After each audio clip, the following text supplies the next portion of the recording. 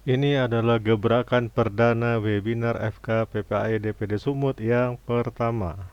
Selamat menyaksikan. 6. Tim IT Desek profil acara terpilih.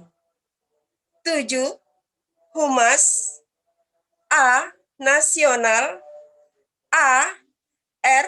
Hamadi SB B. Panji Anum B. Sumatera Utara A. Visi Anggraini MPH B. Alvino Nadrian MPH C. Leni Ismahyani 8. Promosi, iklan, dan penggerak peserta. Tim sus organisasi dan seni budaya. 9. Keamanan. Satgas DPD FKPPAI Sumatera Utara. Selanjutnya, kita lanjutkan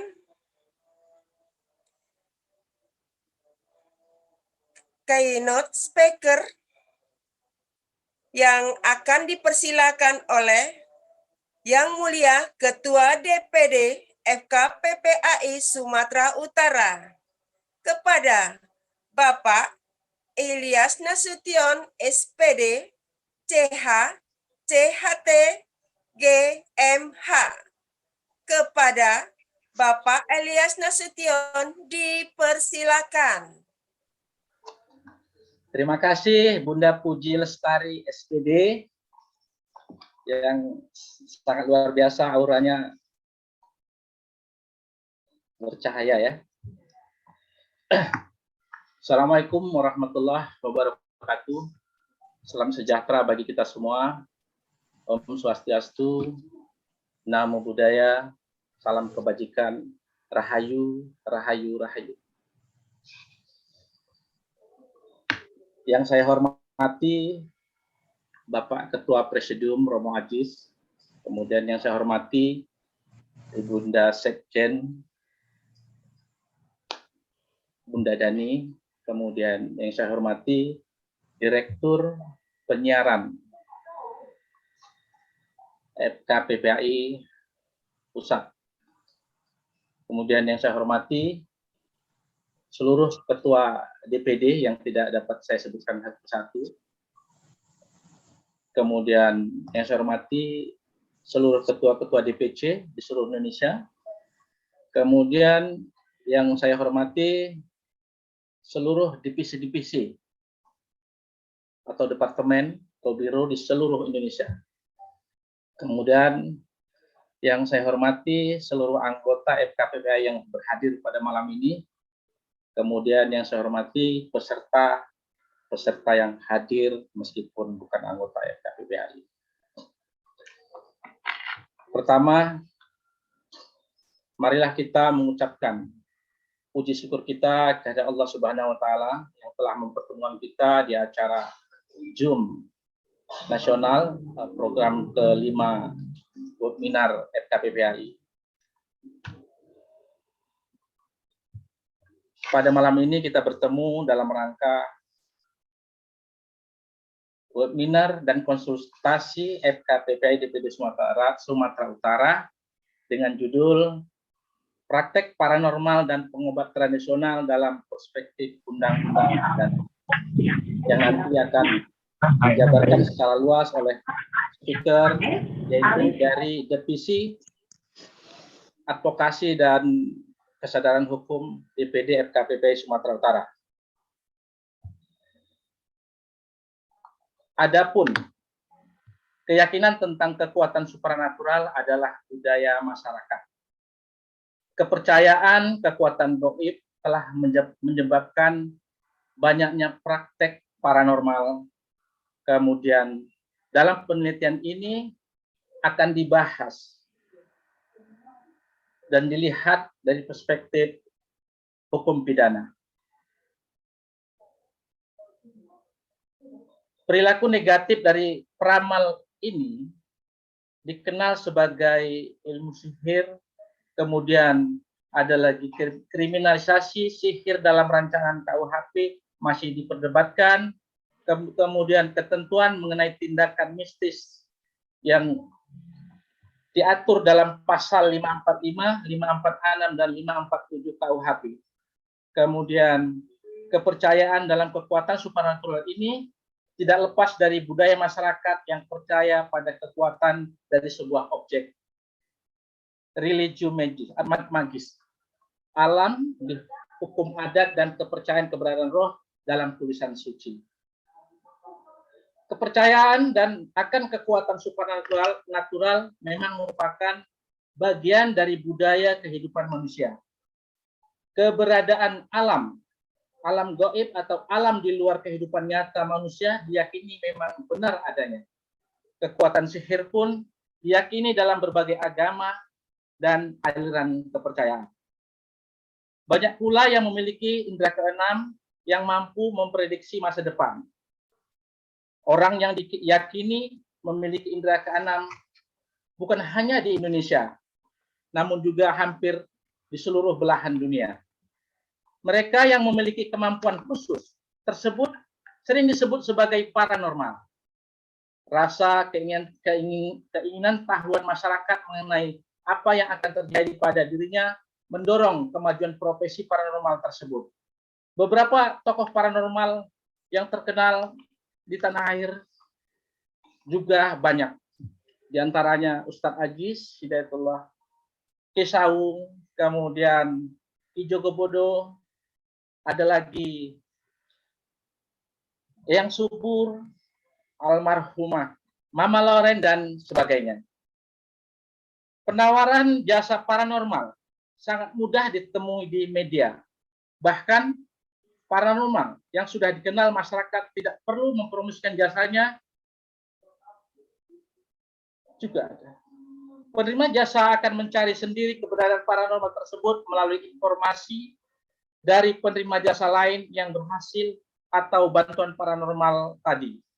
Secara ekonomi, profesi ini sangat menjanjikan.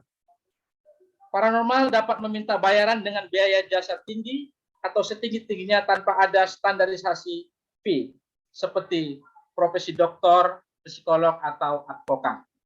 Dan tanpa perlu bertanggung jawab apabila pekerjaan tidak berhasil.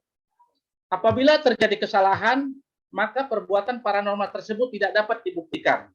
Berbeda dengan dokter yang terancam tuduhan malpraktek atau penyidik yang harus selalu siap diperadilankan apabila melakukan kesalahan prosedur dalam menjalankan profesinya.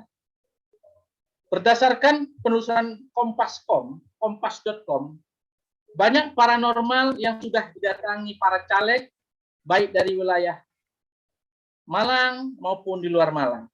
Namun, juga banyak paranormal yang menawarkan jasanya kepada para caleg. Katanya, sejak saya resmi jadi caleg, langsung mendapat tawaran dari seorang paranormal.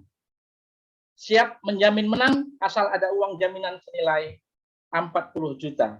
Uang itu katanya untuk biaya peralatan atau sesajen dalam proses ritual. Dana senilai 40 juta rupiah itu, kata Cahyono, tidak dibayar secara penuh. Awalnya hanya membayar 50%. Jika sudah terpilih dan meraih suara sesuai dengan harga kursi, caleg bersangkutan harus membayar penuh. Berbicara atau membahas mengenai paranormal dan kekuatan supernatural sering pula diidentikan dengan santet, teluh, cetik, dan sebagainya. Di tengah derasnya kemajuan teknologi di era digitalisasi, masyarakat justru diresahkan dengan fenomena santet yang tidak dapat dibuktikan secara ilmiah. Santet dipandang sebagai kekuatan gaib yang dapat menghancurkan kehidupan seseorang, mulai dari sakit hingga menimbulkan kematian. Berbeda dengan kejahatan pada umumnya yang dapat lihat pelaku dan korbannya. Penyerangan seseorang dengan santet tersebut tidak dapat dibuktikan. Tidak ada yang dapat menguraikan unsur-unsur di mana perbuatan pidana yang dilakukan. Meskipun perbuatan ini dianggap sebagai perbuatan jahat dan tidak ada sanksi pidana yang dapat dijatuhkan bagi pelakunya, oleh sebab itu sangat menarik untuk membahas penelitian praktek paranormal dan pengobat tradisional. Dilihat dalam perspektif hukum pidana. Keberadaan paranormal dan kekuatan supernatural merupakan fenomena sosial di satu sisi dipandang sebagai black magic, namun di sisi lain dibutuhkan oleh masyarakat. Masyarakat Indonesia masih sangat percaya hal-hal magis yang dinilai mendatangkan keuntungan baginya. Perilaku tersebut tampak dari upaya masyarakat untuk mendatangi paranormal, untuk sekedar meramal nasib, meminta perlindungan dari hal buruk, mendatangkan rezeki, memikat lawan jenis, mendapatkan jabatan hingga menyakiti orang lain. Orang yang mendatangi paranormal ini bukanlah orang yang tidak berpendidikan. Peminatnya adalah kalangan pebisnis, pejabat hingga wakil rakyat. Praktek perdukunan saat ini semakin berani menampakkan diri ke hadapan publik, bahkan juga sudah memanfaatkan iklan di media massa atau media sosial.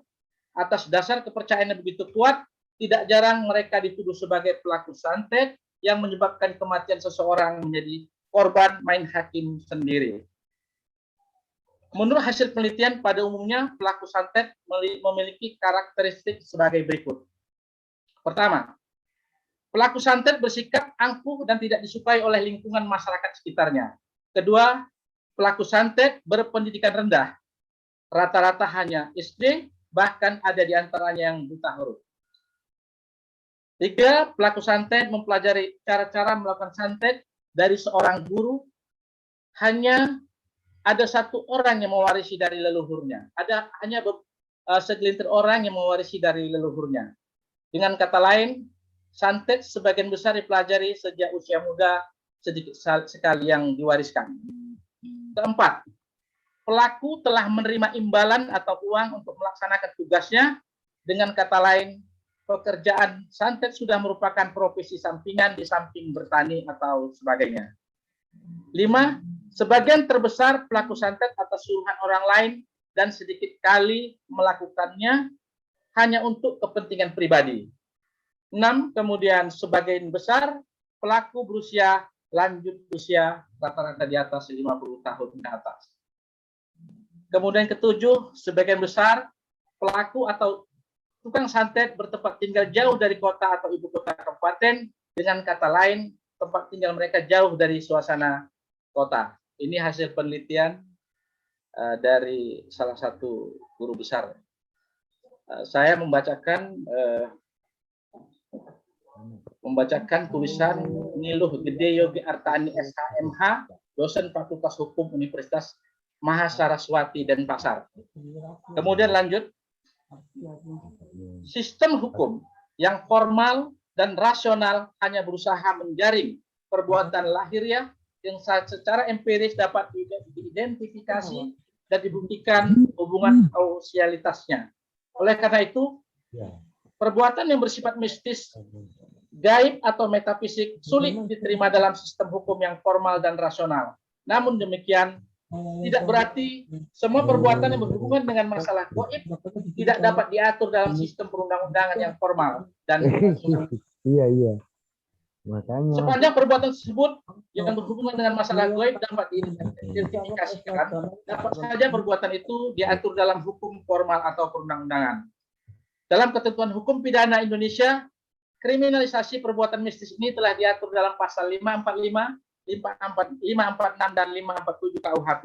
Dalam pasal 545 ayat 1, barang siapa menjadikan sebagai pencariannya untuk menyatakan peruntungan seseorang untuk mengadakan peramalan atau penafsiran impian diancam dengan pidana kurungan paling lama 6 hari atau pidana denda paling banyak Rp300.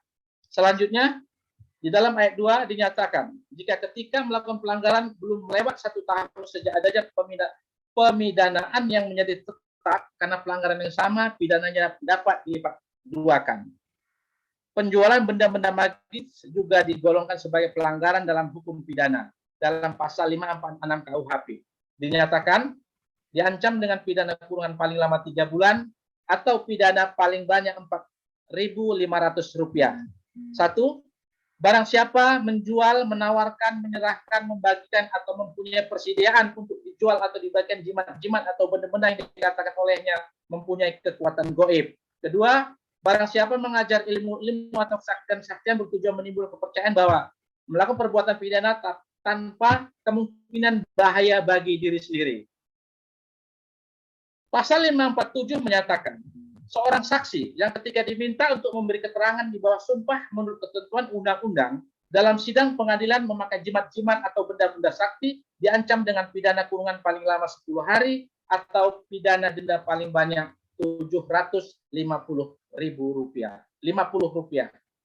Pasal ini diyakini sangat lemah untuk ditegakkan karena sangat sulit membuktikan suatu benda sebagai jimat atau benda sakti lainnya. Benda-benda magis tersebut mungkin juga tidak dapat dilihat dengan kasat mata. Selain itu, ketika memasuki ruangan pengadilan, jarang sekali ada pemeriksaan terhadap saksi atau pengunjung yang memakai jimat. KUHP merupakan produk dari alam pikiran kolonial Belanda, di mana pemikiran orang Barat tidak menyatakan santet sebagai tindak pidana. Dalam perkembangan pembaruan hukum pidana, kriminalisasi terhadap santet ini menjadi agenda tarik ulur dalam rancangan KUHP. Ketentuan pidana mengenai santet yaitu dalam rancangan KUHP 2013. Pasal 293 yang menyatakan sebagai berikut. Rancangan. Masih rancangan. Pasal 293 menyatakan sebagai berikut. 1. Setiap orang yang menyatakan dirinya mempunyai kekuatan gaib, memberitahu harapan, menawarkan atau memberikan bantuan jasa kepada orang lain bahwa karena perbuatannya dapat menimbulkan penyakit, kematian, penderitaan mental dan fisik seorang, dipidana dengan pidana penjara paling lama 5 tahun atau pidana denda paling banyak kategori 4. Kedua, jika pembuat tindak pidana sebagai yang dimaksud adalah pada ayat 1 melakukan perbuatan tersebut untuk mencari keuntungan atau menjadi sebagai mata pencaharian atau kebiasaan, pidananya dapat ditambah dengan 1/3. Dalam rumusan pasal 293 ayat 1, rancangan KUHP 2013 dapat diuraikan unsur-unsur sebagai berikut. 1. Subjek hukum yaitu setiap orang. Kedua, rumusan perbuatan yaitu menyatakan dirinya mempunyai kekuatan gaib, memberitahukan harapan, menawarkan atau memberikan bantuan jasa kepada orang lain bahwa karena keadaannya dapat menimbulkan penyakit, kematian, penderitaan mental, fisik seseorang. Ketiga, sanksi pidana berupa pidana penjara paling lama 5 tahun atau pidana denda paling banyak kategori 4. Pemberatan dapat dilihat dalam pasal 293 ayat 2 dengan tambahan pidana 1/3 apabila perbuatan tersebut dilakukan untuk mencari keuntungan atau menjadikan sebagai mata pencarian atau kebiasaan. Upaya untuk memasukkan delik santet dalam hukum pidana di Indonesia bukanlah hal yang mudah. Meskipun santet dipandang sebagai perbuatan jahat, namun perbuatan tersebut sulit untuk dibuktikan. Sementara pembuktian dalam hukum pidana bertujuan untuk mencari kebenaran materi. Dalam sidang pengadilan juga tidak mungkin jika majelis hakim mendengarkan keterangan ahli dari paranormal. Rumusan perbuatan menyatakan dirinya mempunyai kekuatan gaib, memberitahukan harapan, menawarkan atau memberikan bantuan jasa pada orang lain bahwa karena perbuatannya dapat menimbulkan penyakit, kematian, penderitaan mental dan fisik seorang. Memang lebih mudah dibuktikan karena unsur perbuatan pidana dalam pasal tersebut adalah menyatakan dirinya bukan akibat dari perbuatannya.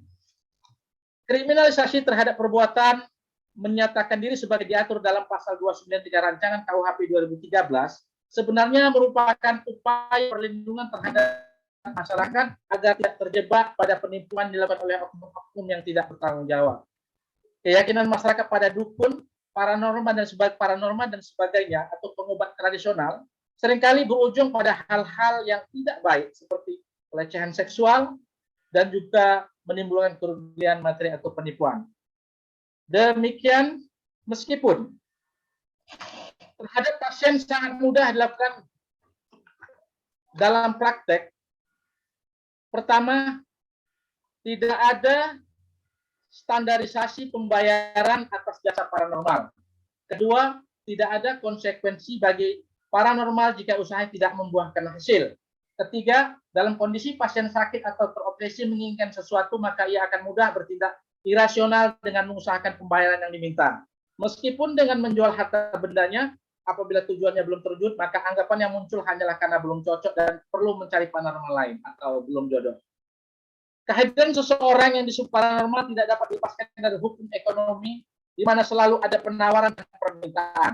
Semakin jamurnya penawaran jasa supranatural ini disebabkan karena permintaan masyarakat yang semakin tinggi. Kepercayaan masyarakat terhadap kekuatan supranatural tidak dapat dilepaskan dari kondisi masyarakat itu sendiri.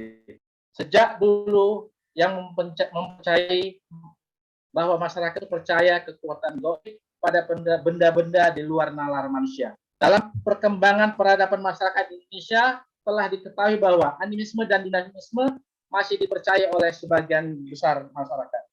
Alam pikiran gaib memang tidak dapat dilepaskan dari pikiran manusia. Sederhananya, hingga kini masyarakat masih mempercayai tafsir mimpi sebagai suatu pertanda atau petunjuk bagi dirinya. Acara sulap juga menjadi salah satu acara hiburan yang disukai masyarakat. Upaya untuk mengilmiahkan kekuatan supernatural tersebut telah dilakukan oleh beberapa peneliti seperti Alexander M. Sakov, Dan Radin, dan Michael Crichton yang meneliti mengenai telekinetis atau menggerakkan benda melalui kekuatan pikiran manusia.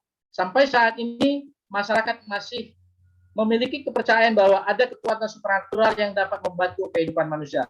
Secara empiris, tingginya minat masyarakat untuk menemui paranormal disebabkan karena beberapa hal sebagai berikut. Pertama, sebagai upaya perlindungan dari hal-hal yang tidak baik seperti santet.